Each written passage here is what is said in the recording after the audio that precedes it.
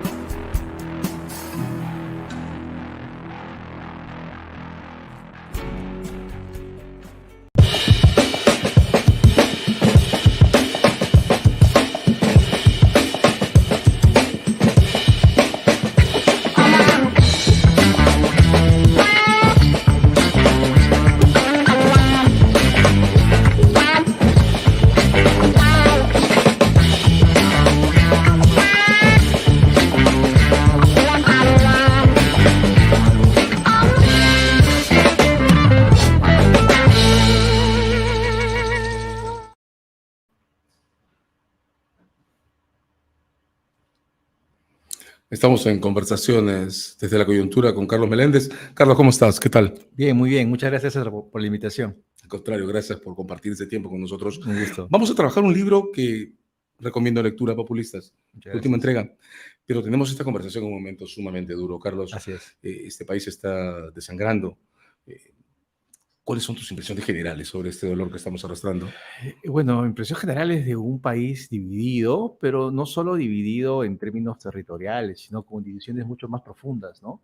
El establishment asentado en Lima, que tiene una visión más formal de la economía, de los negocios, versus un anti-establishment, donde se fundan actores que vienen del mundo informal, ilegal, pero también del mundo rural, con comunidades campesinas que se movilizan conjuntamente con lumpenburguesías. Es una división pues muy, muy, muy profunda, como diría Carlos Iván de Gregorio, hondos desencuentros, ¿no? Y lamentablemente eso está llevando pues a que la violencia se está imponiendo en estos días, ¿no?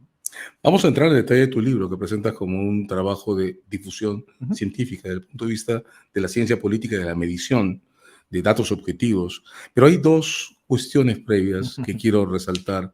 Una tiene que ver con esta manera de abordar la violencia que acabas de presentarnos, y es tu definición de la informalidad, que aparece a partir de la página 92, 91-92 del texto. ¿Cuál es tu aproximación actual a la informalidad?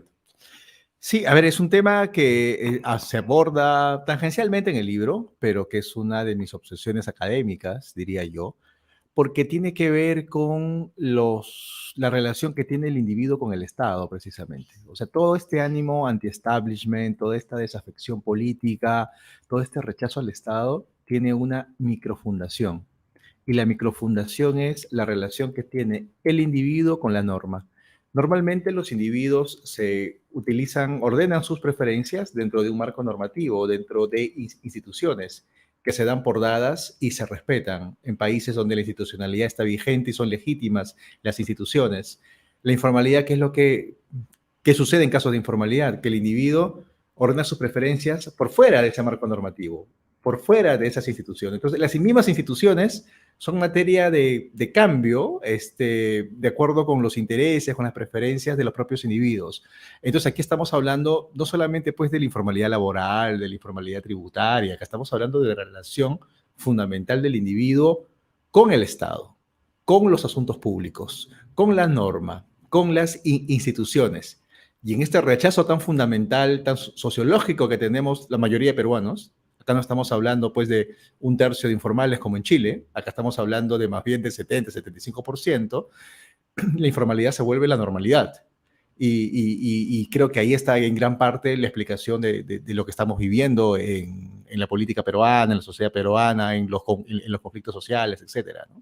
¿Dirías que esta construcción entonces, trato de entenderte, ya no puede ser tomada como una que se refiere a marginalidades, a Claro. procesos transitorios o en maduración, sino que se vuelve una forma de ser nuestra. Que si bien es cierto, está relacionado con la pobreza, con los sectores marginales, con la ancha base de la pirámide social, comienza a ganar terreno en clases emergentes primero, en clases medias también, comienza a independizarse de la economía. O sea, la informalidad es un fenómeno fundado en la economía, sin lugar a dudas, en la precariedad económica, pero que termina abordando y expandiéndose a las dimensiones políticas y sociales y termina llegando a las clases medias y hasta las clases altas. Por lo tanto, el modelo económico que tenemos en el Perú desde los 90 termina generando pues un sentimiento informal, un estilo de vida informal que va creando no burguesías, como normalmente crean los modelos de crecimiento económico, sino lumpenburguesías, como decía Hugo Neira. Entonces, ese es el tipo de élite, de vanguardia, de clase que tiene éxito en este mundo informal, ¿no? Pero no norma y lumpenburguesía son dos construcciones que llevan a algo sobre lo que vamos a regresar al final, Yeah. que es la relación entre este proceso y la violencia, ya Exactamente. expresada en términos de violencia física directa. Quiero parar, todavía es un previo, en una suerte de statement que tienes en el texto. Estoy en la página 91. Un lapsus. Bueno, si es un lapsus que revela fondos, ¿verdad? De modo que es lapsus en el mejor de los sentidos. Exactamente. Dices tú, para quienes creemos en la democracia liberal, en el pluralismo y en la construcción de consensos por deliberación, Ajá. no son positivas las consecuencias de algo como lo que vamos a entrar caracterizas como el populismo. Pero aquí tienes un statement personal. Sí, claro. Aquí tú revelas un punto de vista, reconoces creer en la democracia liberal, en el pluralismo y en la construcción de consensos por deliberación. Paremos un par de minutos para que nos cuentes cómo construyes esa creencia, ese fundamento que al final del día imprime, creo, honestamente creo, el sentido de tu lectura sobre lo que es el populismo. Sí, esto tiene que ver por una reacción a lo que mis colegas politólogos hablan, pues, de esta paradoja de por qué hay demócratas que son autoritarios. Valga la contradicción, ¿no? Se habla de demócratas precarios, se habla de falsas bases de la democracia y finalmente dicen, oye, ¿por qué nuestras democracias tienen tanto de autoritarismo? Y es porque creemos en un tipo de democracia, en la democracia mayoritaria, en la democracia del 50+1.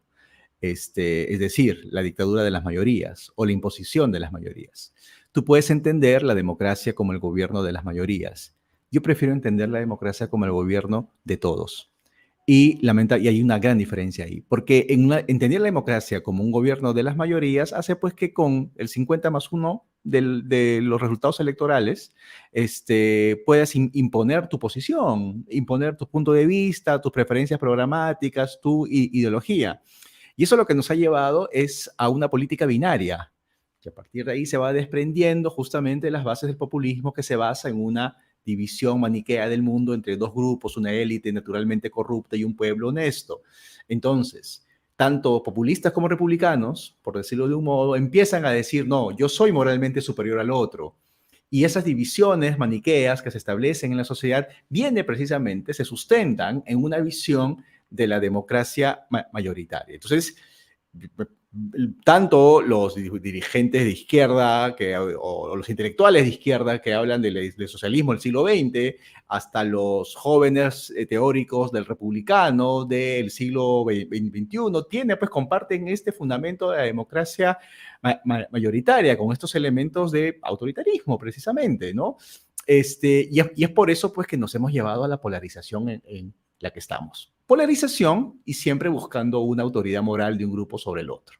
Entonces, yo no comparto nada de esto. Yo no comparto ni ninguna de esas visiones maniqueas del mundo. Por eso yo digo que me considero pluralista, porque la democracia no es el gobierno de la mayoría, es el gobierno de todos. Si tú crees que si eres de izquierda y no mereces tener representación política, o si eres fujimorista, no mereces tener representación política, no practicas pues una democracia pluralista. O sea, y entonces, ¿qué demócrata eres si es que no permites que el fujimorismo, que la izquierda radical, tenga algún tipo de representación? No digo que gobierne, pero que tenga la representación que le da a una sociedad tan diversa como la peruana, ¿no?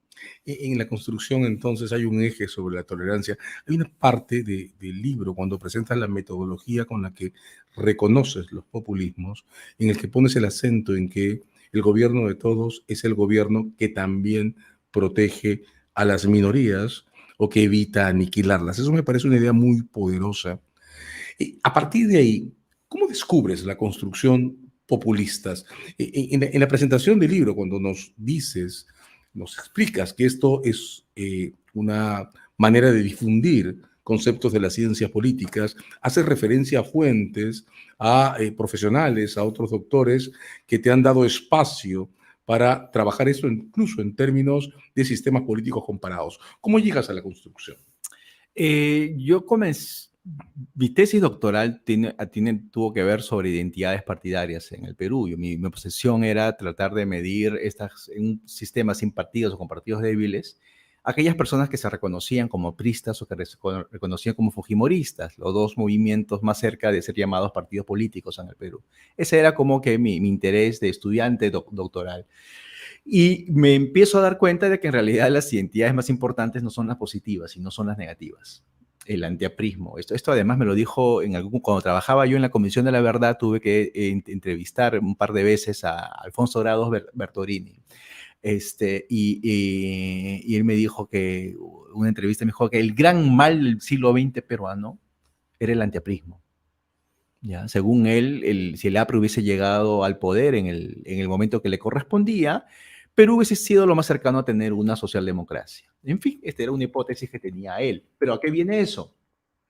A que hago clic al momento de investigar esto 20 años después, con esa entrevista que fue en el 2001, 2002, y digo, acá hay un tema que tiene que ver con las identidades negativas. ¿Ok? Entonces, y esa manía de que el peruano empieza no a votar por lo que quiere, sino por lo que no quiere. No sabemos lo que queremos, pero sabemos lo que no queremos. Y empiezo a ver este predominio de la política como binario, como dicotómico, como un juego de suma cero, como todo o nada. Y por la propia naturaleza de la literatura especializada, esto hace mucho sentido a los que trabajan populismo. En la literatura sobre populismo hay diversas escuelas, como te imaginarás, desde la CLO, desde las visiones más económicas, hasta los que consideran el populismo como una ideología, un tipo de ideología delgada, le dicen, porque finalmente es como una cosmovisión. No es una doctrina como el socialismo, como el comunismo, como el liberalismo, es una cosmovisión del mundo que te permite entender y tiene algunos fundamentos, algunas ideas fuerzas. Este maniqueísmo, esta superioridad moral, esta idea del pueblo como gran soberano, son lo que forman parte de esta cosmovisión populista. Y ese maniqueísmo guarda pues sintonía, guarda relación con lo que en el Perú tradicionalmente estamos viviendo de esta división del mundo en dos caras, ¿no? Entonces empiezo a trabajar con colegas y chilenos, europeos, algunos, que empezaban a tener una medición ya a través de índices probados en los Países Bajos, con índices probados en Estados Unidos, y me fui a trabajar a Chile y con un colega chileno con Cristóbal Rovira, lo comenzamos a aplicar estas mediciones en Chile y sintonizaba muy bien el tema de las identidades con el tema del populismo. Sacamos un artículo en Party Politics y a partir de ahí lo que he comenzado a hacer es replicar el índice donde he podido. Y obviamente la tentación más importante era tengo que hacerlo en el Perú, ¿no? Entonces, busqué fondos de investigación académico de otros países, ningún fondo es peruano, y apliqué 2 encuestas de representatividad nacional el año 2018 y el año 2021 para medir la demanda populista, es decir, cuán populistas somos los peruanos, que es el subtítulo del libro, es la bajada del libro, ¿no? Y entonces todavía, ¿por qué no lo publico todavía como un libro más académico, como un libro más científico? Porque para la rigurosidad científica necesito pues 2, 3 encuestas más. Validar. validar, seguir validando, o sea, construir un estudio, lo que los académicos decimos longitudinal. Necesitas medirlo en 10 años, en 15 años. Voy a replicar esta medición ahora en los próximos meses. Pero digo, tengo data interesante, tengo medición de populismo, acá hay un vacío en la literatura en el Perú, nunca se ha abordado a través de evidencia empírica, sistemática, esto, y converso con los editores de Penguin Random House, le digo, tengo esto y quiero venderlo en narrativa de difusión científica, porque las ciencias sociales no somos ciencias exactas, pero ciencias al fin y al cabo, podemos darnos también la prerrogativa de poder difundir algunas ideas.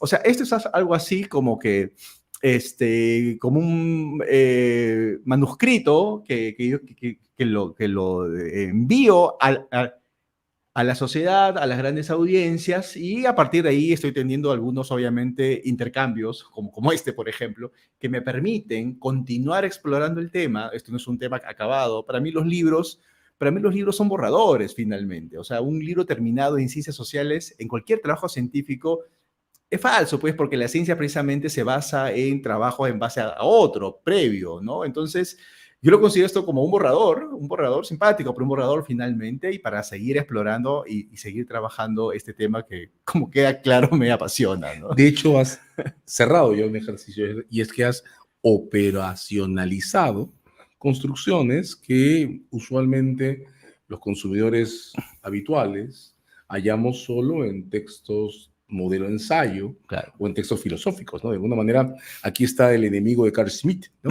Esa idea de construir la política constituyendo a un otro adversario, ¿no? Idea que Derrida decía solo puede ser imaginada en las guerras de trincheras, claro, pero que nos ha acompañado. Y ahí y hago este comentario porque ahí es donde viene mi segunda pregunta. Este ser binario, que es el que está detrás de tu construcción, ¿no? Uh-huh. De reconocerse a uno como autorreferido moralmente bueno, al otro como moralmente malo por asignación, yo te califico como malo. Esta binariedad no es un sesgo que nos acompaña culturalmente desde que el ser humano es un ser político.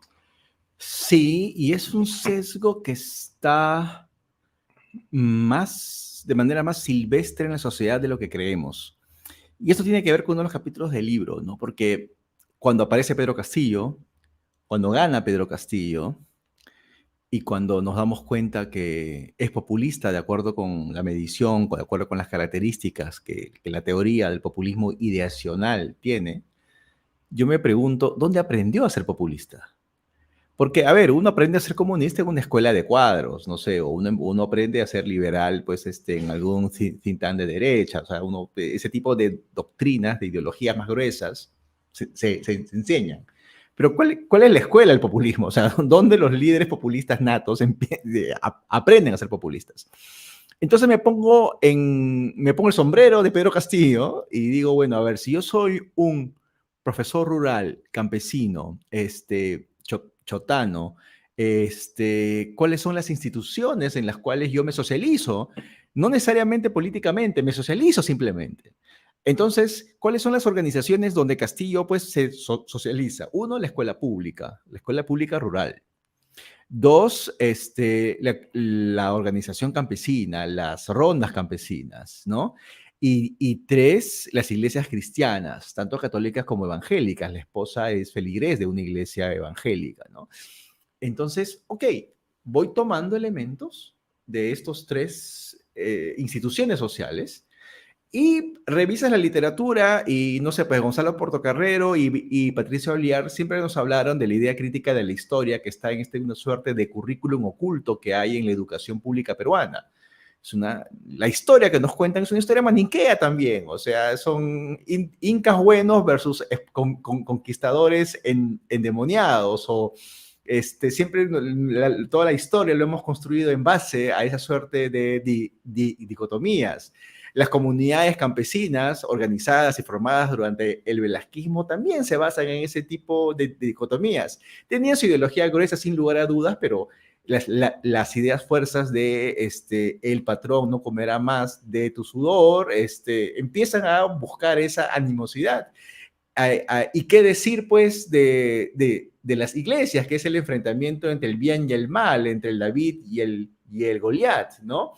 Entonces digo, oye, no se necesita huir a una escuela populista si es que las instituciones en las cuales nos hemos socializado, muchos peruanos, pero sobre todo alguien como Pedro Castillo, te lleva este razonamiento que por lo tanto es tan popular, en el sentido de que por lo tanto tiene tanta acogida entre la gente porque la gente común y corriente que se crea en estas instituciones respira y transpira este populismo, o sea, no tienes cómo escaparte y llega muy alto, no solamente pues al mundo rural, sino pues también al mundo de las clases medias, incluso al mundo de la élite. Por eso es que termino yo criticando precisamente a un sector de la élite intelectual peruana, porque siento que comparten también ese mismo maniqueísmo, ¿no?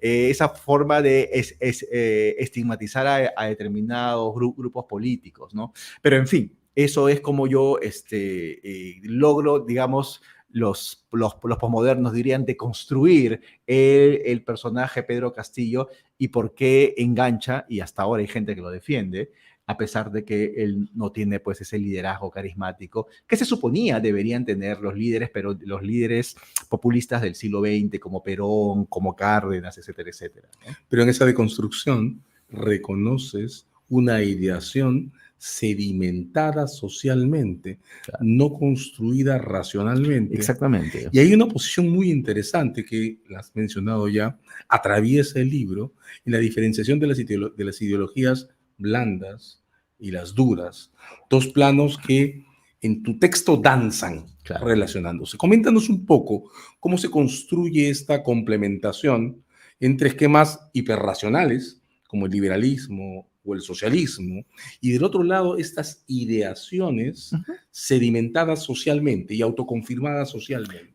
Claro, entonces ahí es que surge este populismo silvestre, que es el tipo, que es como yo caracterizo esto, ¿no? Porque nadie formó estas ideas, digamos, nadie voluntariamente, premeditadamente, formó estas ideas base de este maniqueísmo, de esto de la voluntad popular por encima de todo. Y es pues una ideología, una cosmovisión, ideología delgada, dicen los especialistas, que se puede acoplar a otro tipo de ideologías, las ideologías gruesas. Las ideologías gruesas son las que nosotros más o menos conocemos, el socialismo, el liberalismo, ¿no?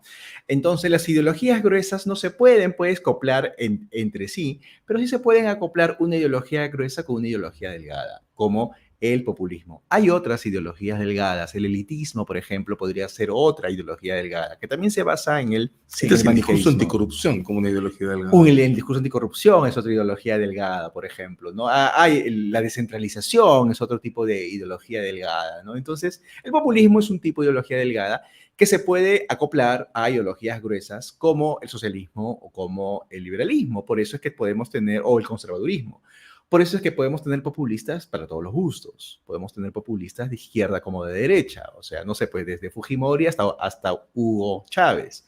¿Por qué? Porque comparten un elemento común, un elemento populista, pero tienen el elemento doctrinario distinto. En lo particular, del caso peruano y el caso de Pedro Castillo, en que normalmente la ideología gruesa es la que predomina. La ideología gruesa es la que tú eres sobre todo socialista y después eres populista, ¿no? Tú eres sobre todo conservador y después eres populista. O sea, lo que pasa aquí en Perú es que la ideología, y esto me parece un caso muy particular, ahora que he estado una temporada de investigador visitante en Europa Central, he encontrado casos similares en Polonia, donde la ideología delgada es la que termina siendo predominante por encima de la ideología gruesa. Es decir, Castillo es más importante que Vladimir Cerrón. Cuando llegan los dos al poder y se casan políticamente, se casa la ideología gruesa y la ideología delgada. Mejor ejemplo de este pairing entre dos ideologías, creo que es esto, ¿no? Este matrimonio político entre Cerrón y Pedro Castillo. Normalmente la ideología gruesa debería ganar, debería predominar en este matrimonio, pero no, termina predominando la ideología delgada. Y esto es tan potente que aún desapareciendo, saliendo fuera de la cancha, Pedro Castillo, la ideología delgada sigue predominando ahora en Dina Boluarte.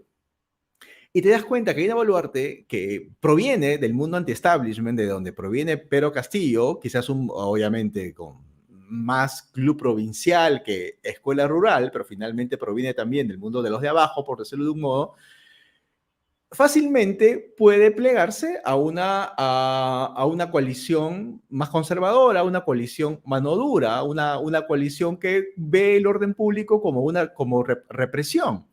Entonces, su ideología delgada termina predominando igual, pero se puede mover fácilmente a lo que estamos viendo, que es la construcción de un régimen populista de mano dura. O sea, donde existen los buenos y los malos, donde hay una construcción del enemigo. ¿Quién es el enemigo? Evo Morales. ¿Quién es el enemigo? Los poderes ilegales.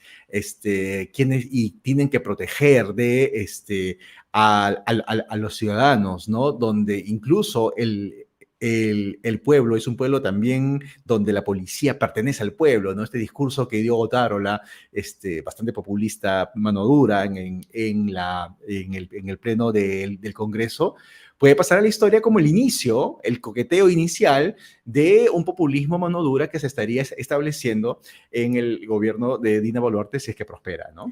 Esta ideación, esta ideología delgada que reconoces como populismo, lo cuentas cuando describes cómo se ha sedimentado en sus contenidos, ¿no? La historia binaria de los gamonales y los campesinos en el velajismo, origen del tipo de escuela campesina de la que viene Castillo. Esta ideación, digo, es como, o la presentas como si hubiera estado permanentemente oculta en un trasfondo dominado por las ideologías gruesas. ¿Qué significa que en este momento las ideologías delgadas, estas ideaciones que llamas ideologías delgadas, empiecen a tomar el control ya no solo de la narrativa, sino de la práctica política, lo acabas de decir? En esta transferencia de Castillo a Boluarte, la ideología delgada se traspasa y se empieza a imponer y empieza a elegir con qué ideología gruesa se relaciona. ¿Qué significa eso en términos de racionalidad, cambio de paradigma, comportamiento práctico social, posibilidad de construcción de un manto racional para la acción política? Estas ideologías delgadas siempre han estado dando vueltas por ahí, ¿no? Y no solamente son pues positivas como la lucha anticorrupción, pueden ser ideologías delgadas del otro lado, ¿no? Roba pero hace obra es parte de una ideología Sí, delgada, sí. ¿no? Es parte de una ideología delgada, ¿no? Y la gente lo cree. Entonces, y la gente asume como un valor eso, ¿no? Y por lo tanto, en una sociedad con partidos políticos débiles, con organizaciones sociales débiles, porque son los partidos finalmente los que a través de sus propuestas programáticas, de sus ideologías, traducen la sociedad, traducen la política a la sociedad. Son los interlocutores, lo que les dice a la sociedad, mira, lo que está pasando en la economía, lo que está pasando en la globalización, se debe leerse así. Eso hace desde el liberalismo hasta el socialismo.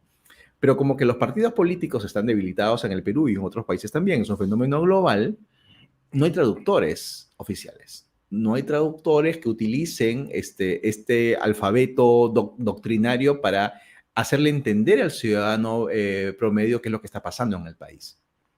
Entonces, es como pues empiezas a guiarte políticamente, ya ni siquiera pues por Biblias doctrinarias, sino por refraneros, ¿no? Hay que concebir la ideología delgada como un refranero y para hacer la comparación, la ideología gruesa es una Biblia, ¿no? Y entonces, el refranero se impone. Y parte de ese refranero es, por ejemplo, esto que acabo de decir, ¿no? De que roba pero hace obra. Y este refranero es muy popular, es un refranero sin principios, es un refranero de mucho sentido común, es un refranero irreverente, es un refranero que es contestatario, es un refranero que te va construyendo épicas cotidianas, por decirlo de un modo, pero que no tiene una visión de país, pues tiene una visión de cotidianidad, tiene una visión de día a día, te permite justificarte, te permite justificar conductas en el corto plazo, pero no te permite construir un horizonte más largo. Y eso es lo que está predominando en la política peruana ahora, ¿no? Con eso regresamos a la informalidad. Digamos, es útil para situaciones de corto plazo, no tiene visión de largo plazo. Llegas a decir en el texto que eventualmente, y hay que discutir cuáles son los contenedores, podría ser también útil para provocar cambios en momentos de élites desgastadas y advierte de inmediato, pero no tiene capacidad para reconocer la tolerancia ni la protección de las minorías. Claro. ¿Te entiendo bien? Sí. ¿Podría haber un motor también en este esquema de ideaciones? Sí, no, la informalidad sintoniza muy bien con este refranero, ¿no? Porque, a ver, cuando existen instituciones, existen certidumbres para que los individuos interactuemos en la sociedad, en la política, en la economía, tiene que haber certidumbre de que las reglas de juego funcionen. La informalidad es justamente todo lo contrario, es la incertidumbre. Yo me la arreglo para resolver el problema que necesito burlando la norma, pero te genera un mar de incertidumbres, ¿no? La informalidad vive en el mundo de la ausencia de certezas. Y eso hace pues que los horizontes de largo plazo a mediano plazo no existan. Yo resuelvo el día a día, yo resuelvo los problemas en el corto plazo. Y yo he encontrado ese tipo de razonamiento en muchos políticos, sobre todo en los que provienen del interior del país. Cuando yo trabajé temporalmente por pocos meses en el gobierno de Martín Vizcarra trabajé no con él, obviamente, sino trabajé con César Villanueva, yo había mucho de ser políticos además formado en las administraciones regionales, ¿no? Yo decía, mira, hagamos esto y ya se verá cómo se soluciona después. Pero eso es una reacción práctica sin contenedores. Exactamente. ¿No? ¿Te das cuenta? Mira, la gente no quiere reelegir a los congresistas, prohibamos la reelección congresal. Y dice, pero eso es absurdo, o sea, estás generando más bien... Estás acumulando. Exactamente. Ya la solución ya se verá. Entonces tú tenías personas, políticos, tecnócratas, algunos de ellos también, que no les importaba eso y que estaban alimentando y que estaban reproduciendo a niveles mayores la incertidumbre. Entonces, porque estaban quebrando la legitimidad de las propias normas que te daban un horizonte más lejano, pero eso sí, y no casualmente lo proponían a través de un referéndum, con la idea de la soberanía popular. Entonces, por eso es que cuando yo salgo, obviamente, de estos pocos meses que estuve trabajando en la PCM, comienzo a escribir un poco, reflexionando sobre esa experiencia y digo, llegó el populismo en el Perú. O sea, Vizcarra es el populismo de centro. O sea, no es que llegó en el sentido de que nunca ha habido antes, sino que estamos viviendo un populismo de centro porque tiene justamente esa combinación del corto plazo, la incertidumbre, la informalidad. Autorreferencia moral respecto al etiquetamiento ajeno. Así encontró el enemigo en el fujimorismo, ¿no? O sea, y la construcción sobre mayorías. Exactamente. Sin inclusión de las minorías descartadas. Claro, y el uso de mecanismos de democracia directa, ¿no? Lo de referéndum. Cuando yo llegué a PCM y vi que se estaba instalando la idea de un referéndum, dije, esto es, claro, como a alguien no se le ocurrió antes. Completamos el menú. Exactamente, esto es lo que faltaba, como a alguien no se le ocurrió antes. Ahora, cerremos el círculo. Ajá. Falta de contenedores, falta de protección a las minorías, creación de construcciones mayoritarias vaciadas de contenido, homologa, segunda parte del texto, cuando tratas el populismo republicano, pueblo con ciudadanía, claro, en tanto construcciones vaciadas de contenido, falta de visión de mediano plazo, falta de consideración sobre las reglas en torno a la informalidad. ¿Cuánto este proceso termina expresado o genera el riesgo de terminar involucrados en procesos como los que estamos viviendo en diciembre y enero, procesos de violencia física abierta? Con la polarización, ¿no? O sea, no, yo creo que hay dos formas de ver la polarización, una polarización ideológica entre izquierda y derecha, gente que cree en el mercado y gente que cree en el Estado, por decirlo de un modo. Pero la polarización en el Perú no se da en términos ideológicos, o no exclusivamente en términos ideológicos. Yo creo que estamos viviendo una polarización entre el mundo del establishment y el submundo del anti-establishment. Que resulta ser mayoritario respecto exactamente. Entonces, una polarización significa de que estos sectores de la sociedad van ganando posiciones extremas, y cuando más jalas la soga, más probable es que se rompa. Y por lo tanto, estás pues socavando las bases de la democracia. Entonces, como estás jalando la soga, porque los polos están predominando, empiezan a ganar más fuerza y más legitimidad social, lamentablemente, ideas extremistas, donde la violencia es la continuidad de la política. la guerra por otros medios, ya que hablaste de Schmidt hace un rato, te das cuenta. Entonces, y es que se va imponiendo la violencia de ambos lados. Violencia más legítima hasta cierto punto, porque el Estado tiene el monopolio de la violencia, pero el Estado también tiene el deber de proteger a los ciudadanos, ¿no? Entonces se toma la mitad de la clase, por decirlo, la mitad de la lección, ¿no? Pero el Estado está ejerciendo violencia, está ejerciendo represión, pero no está ejerciendo protección. Y ahí tienes unas estadísticas que son lamentables, ¿no? O sea, de que tener más de un muerto por día en un gobierno tan joven es terrible. Intolerable. Y por el otro lado, tienes el extremo de la violencia ejercida también desde el mundo anti-establishment. ¿Puede ser peor la cosa? La violencia, digo, ahora la dinamita no la pone Sendero, sino la pone el minero ilegal, pero es dinamita finalmente, ¿no? Y mata igual. Mata igual, obviamente, y matan a un policía y queman a un policía, o sea, es como también hay violencia desde el otro lado. Ojo, yo creo que puede ser peor esto, o sea, en Chile los mapuches están armados, ¿no? O sea, en el Perú, en Puno todavía no vemos eso, en todo caso no de una manera visible. Estamos, y a eso nos ha llevado esta polarización entre no izquierda-derecha, no Lima provincias, entre el establishment y el anti-establishment, ¿no? Carlos Meléndez, Populistas, un texto sobre el que hay que regresar para empezar a entendernos. Muchas gracias, Carlos, por este rato. César, muchísimas gracias y un gusto compartir estas ideas con tu público.